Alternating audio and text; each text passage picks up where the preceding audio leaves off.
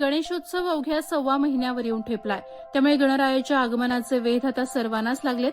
जिल्ह्यातील मूर्ती शाळांमधील लगबग देखील कमालीची वाढली आहे. रत्नागिरी जिल्ह्यात गणेश मूर्तींचे मातीकाम आता अंतिम टप्प्यात आलं असलं तर यावर्षी महागाईचा फटका मूर्तिकारांना बसलाय.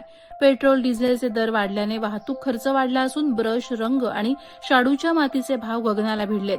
त्यातच वाढत्या महागाईमुळे कुशल कारागिरांची मजुरीही वाढवावी लागल्याने यावर्षी मूर्तींच्या किमतींमध्ये तब्बल 30 ते 40% वाढ झाल्याचं मूर्तिकार सांगतायत. महागाईसोबतच कोकणात सुरू असलेल्या मुसळधार पावसाचे आणि ओलसर हवामानाचे मोठे आव्हान मूर्तिकारांसमोर उभे ठाकले. मूर्ती नैसर्गिकरित्या सुकत नसल्याने त्या वाळवण्यासाठी हॅलोजन दिवे, पंखे आदींचा आधार घ्यावा लागतोय. यामुळे विजेचा आणि अतिरिक्त मजुरीचा खर्च वाढलाय.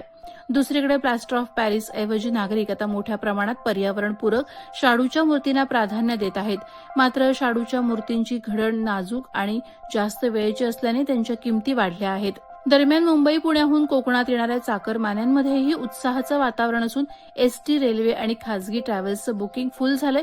त्यामुळे महागाईचं सावट असलं तरी बाप्पाच्या आगमनाची उत्सुकता आणि कोकणातील गणेशोत्सवाचा उत्साह तसूभरही कमी झालेला नाही.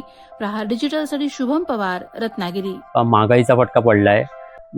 पेट्रोलचा रेट वाढल्यामुळे ट्रान्सपोर्टचा खर्च वाढला आणि परिणामी माती, रंग, त्याच्यानंतर ब्रश याच्यामध्ये 30 ते 40% वाढ आहे. त्याच्यामुळे सुद्धा रेटमध्ये वाढ केलेली आहे. मूर्तींची संख्या निश्चितच वाढलेली आहे आणि त्याच्यामुळे रेटमध्ये सुद्धा वाढ झालेली आहे.